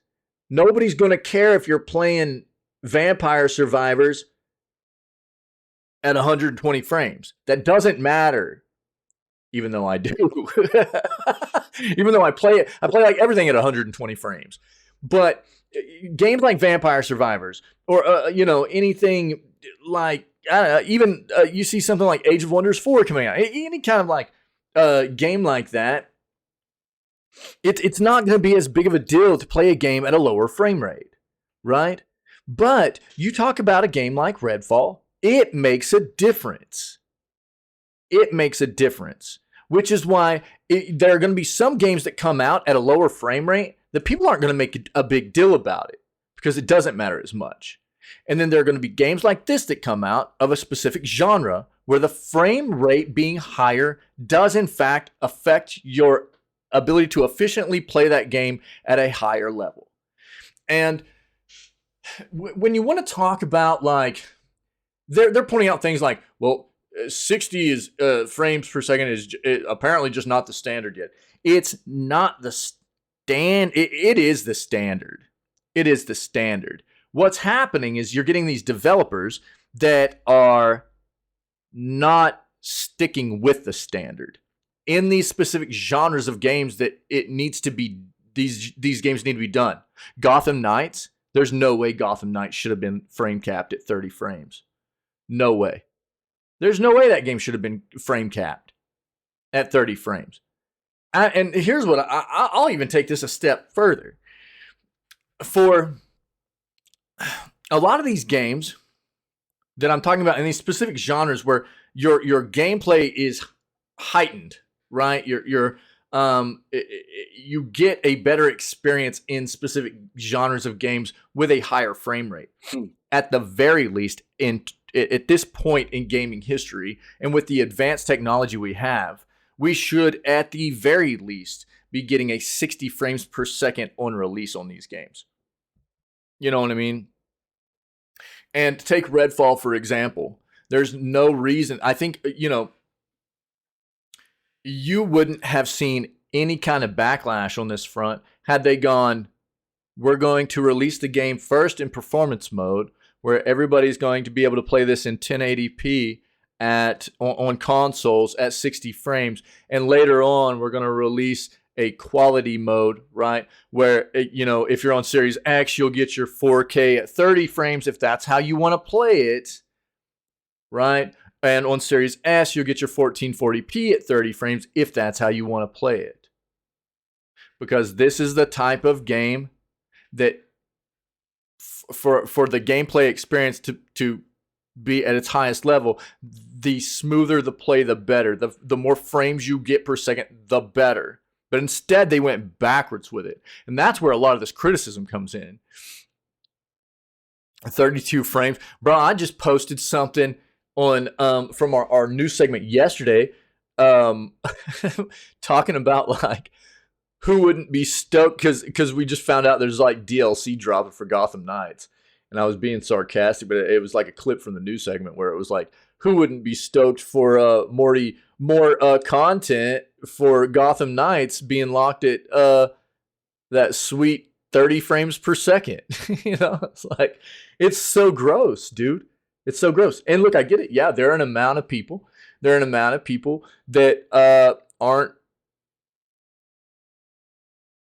haven't really experienced the difference, right? They haven't experienced maybe the difference between the what a frame hike can do for you, going from 30 frames to 60 frames, and even 60 to 90 or 60 to 120 or what have you.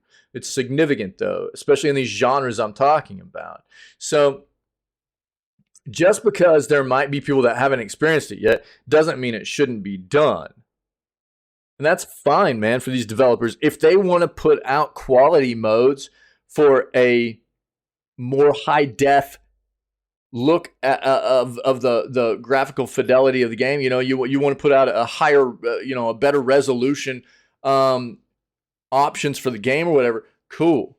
But first and foremost for these types of games should be frames.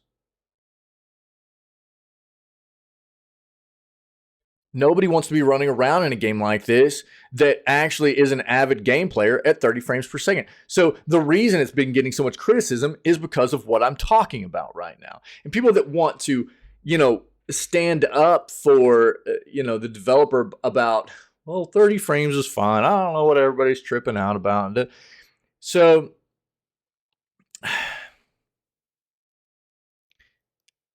it's not like this is the only thing that Redfall is dealing with either, right? Host-only progression and frame issues and delays, and they're touting it as like this really, really good-looking game when really it doesn't. It doesn't look that great, to be honest. You know what I mean? It can be fine. Yeah, it can be fine. But it's, again, I mean, we're talking about an old standard here, right? I think that's the biggest thing that I'm trying to get across in regards to this situation is this is something that has we've been like moving on from 30 frame per second locked games for a long time. And with the advancement in technology and the advancement in gaming, right? To see these big developers releasing games locked at 30 frames per second in genres of games that you really don't want to see low frames like that, that's concerning for me. It doesn't make a whole lot of sense. 30 frames can be fine. I agree. It's playable, but it's not optimal, right? It's playable, but it's not optimal. And so when you talk about these big devs doing this kind of thing, it makes me wonder what's going on in this process. Where, I mean, why is it even having to release with no other options, right? What happened? How are there not even any other options for it? And where was the decision made that it was better to just, if we're not going to have numerous video settings and options for people to select what definition and what frame rate to play at, to go on the low side of frames in a genre of a game that benefits from more frames. That's the thing that's concerning for me. I'm not saying that like 30 frames is unplayable. You know, it's worked for a long time in gaming, obviously. But I think this plays into that same thing we've been talking about a lot here lately with, we hit on it yesterday. You've got these these AAA developers are hitting budgets sometimes of $500 million to $1 billion on these games, right? And then they release like crap, or they release with issues like this where they're locked at 30 frames. And it's like, how is there that much money being placed into the development process of these big budget games? But then we're dealing with issues like this. Ultimately, I'll say this. It should be up to the game player at what frame they want to play it at. If you want to play it at a higher resolution with a frame rate of 30 because you're fine with 30, that should be your option. And if you're somebody that has a preference of frames over, higher resolution, because you feel like that's going to be better for you in this genre of game, that should be an option on release as well. And to see these games release with these kinds of budgets, these big AAA games with these kinds of budgets, being released without any kinds of options where you're just locked in, I think that's the bigger issue here. And I think that's why so many people are upset, really. If all the options were there, this wouldn't have even come up, right?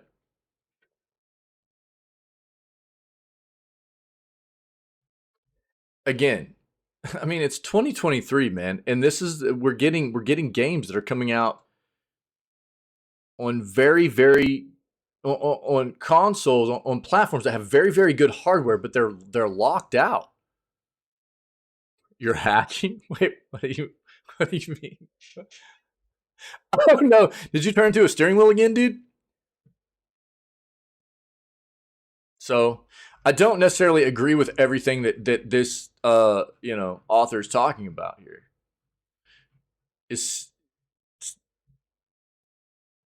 And I've said this a lot since this came out. This has been an issue. I mean, I've talked about this a lot since even Gotham Knights hit. From Gotham Knights into Redfall, and I'll continue to stand by this, man, as games come out that shouldn't be hitting. They should be hitting. At least giving the game player the option to select the resolution, lower resolution, higher frames, or vice versa, for their preference. How that's not something that's coming. It's the same thing as like how is it not standard to have key mapping? That it goes along with that. You know what I mean? AAA games coming out with no like key mapping or anything. It's the same thing. These are things that should just be default options that just aren't there. I think that's the bigger issue. That's a bigger, concern for me all the way around. And that's where it's like, if you're just locked at 30 frames, that's where everybody gets so ticked off.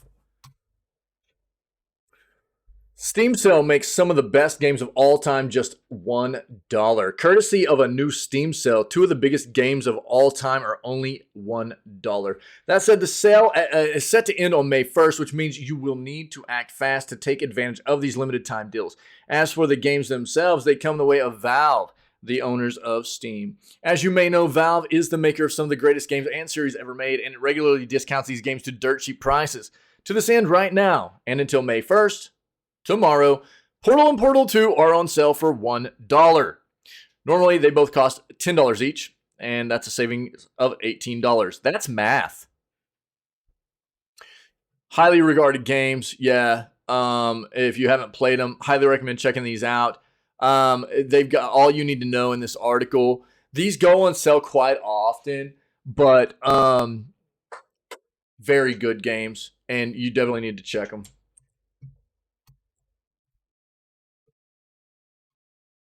Oh, wait. Oh, you're hacking. You mean because of the Discord stuff you posted last night? Pinky's totally... Pinky's always getting accused of hacking in TF2. Yeah.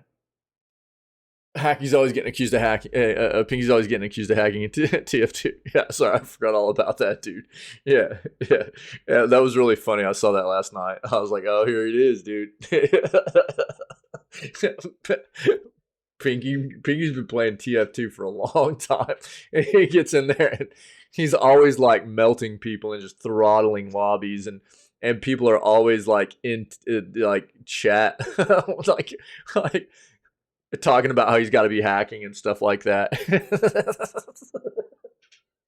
And he'll put clips of the chat in like Discord and stuff. It's really funny. Sony confirms more PlayStation games are coming to PC. Yeah. All right, so here's the deal. Latest report on Sony's financials confirmed as much by saying that it'll be rolling out catalog titles for PC. Moving forward, though, no specific games were confirmed for these sorts of ports. That's what it's kind of clickbait, dude. With major releases already out and on the horizon, however, it's not hard to imagine what kinds of PlayStation games Sony might be looking to bring to PC.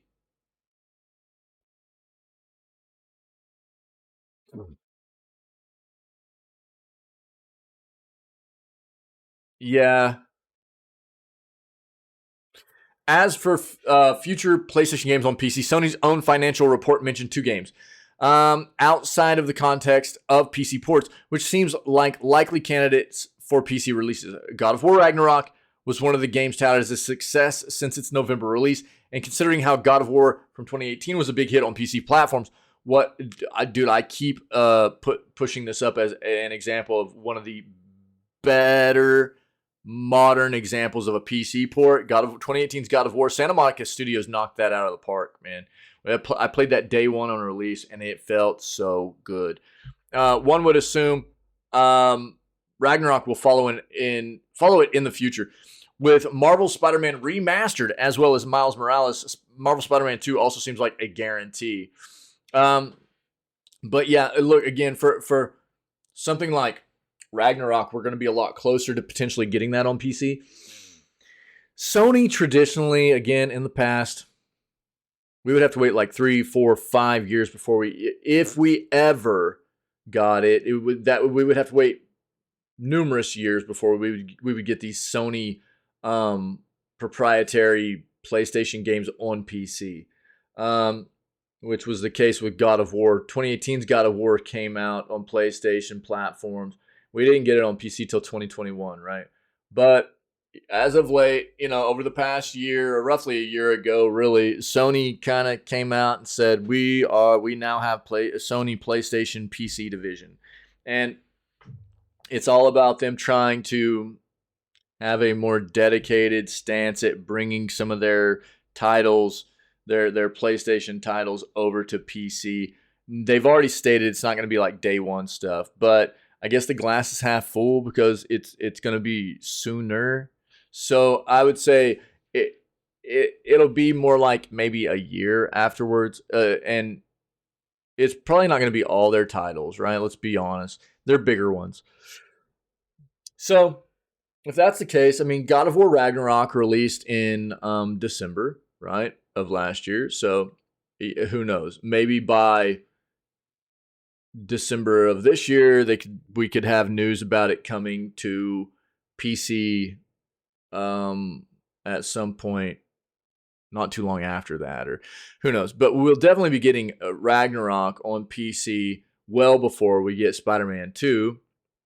Because Spider-Man 2 isn't even potentially going to release until Q3, Q4 of this year on PlayStation. So we'll see what happens, man. But, that's kind of the deal with Sony right now with their PC stuff. Sega looking to launch 12 new non-mobile games for fiscal year. Sega recently published its financial results and also provided updated sales figures for a number of games, including Sonic Frontiers and Persona 5 Royal. Excuse me. The company also announced that it plans to release 12 new non-mobile games in the current fiscal year. That's a lot. These games will have a global stimulus launch, simultaneous stimulus. Jeez, dude, I need more coffee. These games will have a global simultaneous launch and multi-platform support and are expected to shift 12 million units. The 12 games include Sonic Origins Plus, Like a Dragon Gaiden, The Man Who Erased His Name, Endless Dungeon, and more. If you didn't know, Sega has also agreed to terms to purchase Rovio, who is the maker of Angry Birds. Angry Birds has not really been a thing for a while, though. And, I mean, Rovio has other stuff, but nothing to the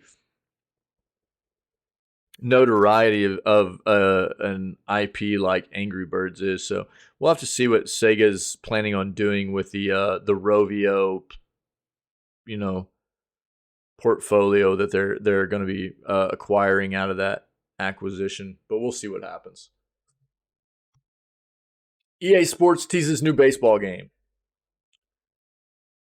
They're going to call it EA Baseball Credit Card Cruncher. I think that's the name they agreed on.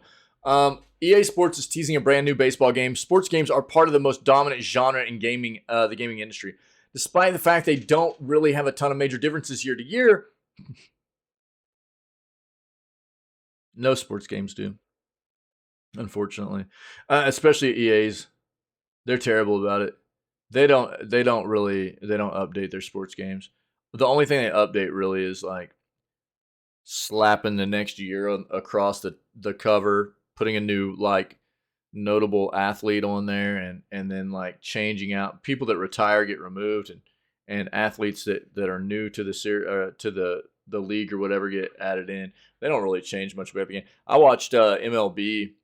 Well, this isn't an EA game, but I even the MLB series. I watched a little bit of the MLB series. Wick was playing it not too long ago. He might still be a little bit. I just haven't caught any of it recently. And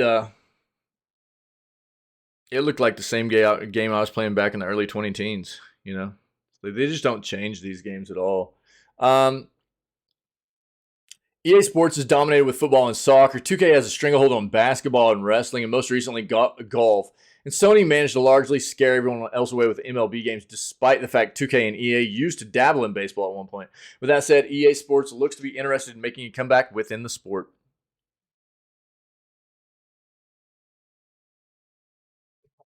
A few years ago, EA acquired a developer that makes Super Mega Baseball, a series that is far more arcadey than the more simulation-based MLB The Show series.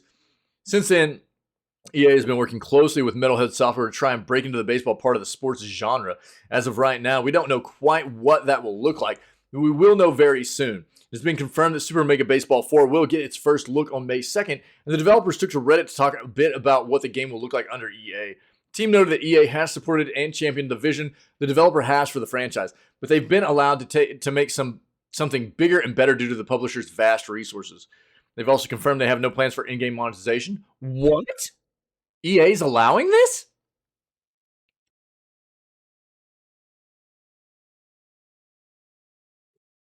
I stand corrected. Something EA has caught flack for in many other franchises. Okay. As of right now, it sounds like Super Mega Baseball 4 will probably still remain as an arcade counter to MLB The Show. Admittedly, it wouldn't make a ton of sense to try and go head-to-head with Sony on that since they're largely dominating in that area. However, it remains to be seen what a game like this will look like with the support of EA behind it. Interesting. Okay. Huh. Cool. Well, that's a bit of a breath of fresh air for something coming out of a developer underneath EA. Jesus. Interesting. Okay. Last article I have, guys, and we're going to go play some Warframe for the rest of the day. Yeah, I think we're going to start Shadows Over Loathing tomorrow also. Start some Shadows Over Loathing. Probably for the next few days we'll play that. Then we'll get into some Metroid Prime Remastered before we hit Tears of the Kingdom. Cool. Classic Star Wars game. If anybody has anything to add, anything that I haven't hit on today or previous news segments or anything you want to talk about as far as the gaming world goes, video gaming world goes, then let me know in chat and we'll address it before we move on to Warframe today, okay? Classic Star Wars game is about to be available to download for free. The catch is the deal will not be available to everyone. Star Wars is on the mind of many with the recent release of Jedi Survivor. Crap. And it's this series, Star Wars Jedi, that has revived Star Wars as a video game series. While things are finally starting to look up for Star Wars video games after years of the opposite, not anymore. It's not. There are many who still prefer the more classic Star Wars games from a time, when there were many great Star Wars games released quite regularly. This new free download doesn't represent the best of the best from this era, but it's one nostalgic Star Wars fans will appreciate nonetheless. Oh, Episode 1 Racer. Yeah, 1991 Star Wars Episode 1 Racer from LucasArts. More specifically, the 2020 HD re-release of that game from Aspire. Funny enough, isn't Aspire, aren't they the ones that were trying to redo Coder?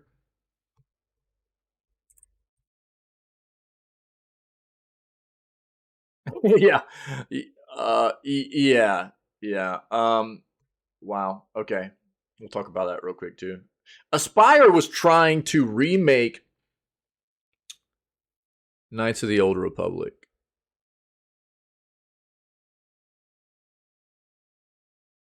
Oh, sick, Shocks. Let's go, dude. So what, you're at 8 now? GG's, dude. Nice. Let's go, dude. You got this. You got this, buddy. Let's go.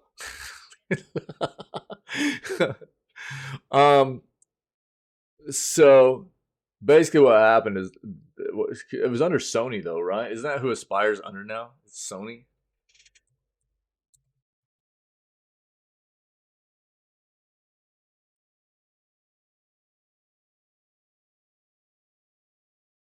Oh, it's Embracer. Wait, what? Embracer. Okay. Anyways, they were trying to remake the Coder game. Apparently, the big minds, Knights of the Old Republic is what I'm talking about here, which is quite often regarded as the GOAT of Star Wars games, greatest of all time Star Wars games, if you will. And the leads on this project, this development of Knights of the Old Republic, they had a point in the project where they were showing off the game to the parent company, and they all got fired. So apparently it wasn't, it didn't show very well. The parent company was like, no. And they fired like a big portion of the main people that were at the top heading up this project, and it got put on kind of like an indefinite hiatus right now. It's like just on hold for the time being. So who knows if we're going to end up getting Knights of the Old Republic remake anytime soon, but we'll see. But you can get this game right now. The re-release is set to be free to download from May 1st to the 30th for all Xbox Live Gold subscribers, courtesy of Games with Gold. This applies to both subscribers on Xbox and those with Xbox Series consoles. Here it is.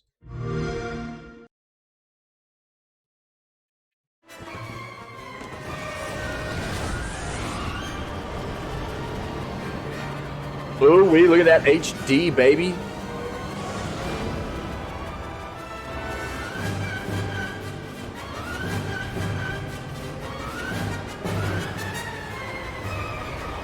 Try spinning.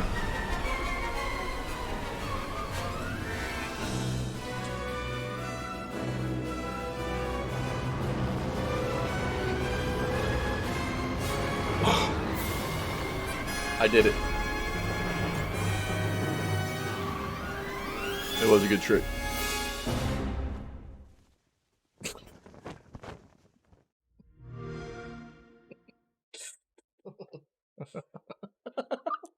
Vertically? Yeah. I might have to practice that one. You guys are funny, dude. Once downloaded, the game is yours to keep, but you will need an Xbox Live Gold subscription. Without it, you will need to fork over the standard asking price, which, unless the game is on sale, is $15 US. As always. Yeah. All right, so there you go, man. If you guys need the link, there you go. There you go. That's funny. You guys are funny. All right, man. We're going to go play some Warframe. Good news segment. Thanks, guys. I don't know if anybody's checking this out, or clips from it, or clips from other news segments, or other full news segments, or clips from gaming stuff we've done, playthroughs of games that we've done, whether it be, the highlights, all that stuff's highlighted on the Twitch channel, or out there on the YouTube channel or whatever, and you're enjoying it, man, come hang out with us. We go live at 6 a.m. CST every single day. We always start off with video gaming news before we dive into whatever gaming stuff we have planned for the rest of the day. And we have a really cool community of people here that, we just have a great time enjoying the world of video games. So we'd like to have more like-minded people come be a part of what we do. So if you're enjoying any of that content out there, come chill with us, man. Other than that, stay healthy, stay safe, be kind to one another. And we will catch everybody tomorrow for May 1st edition of Video Gaming News. All right?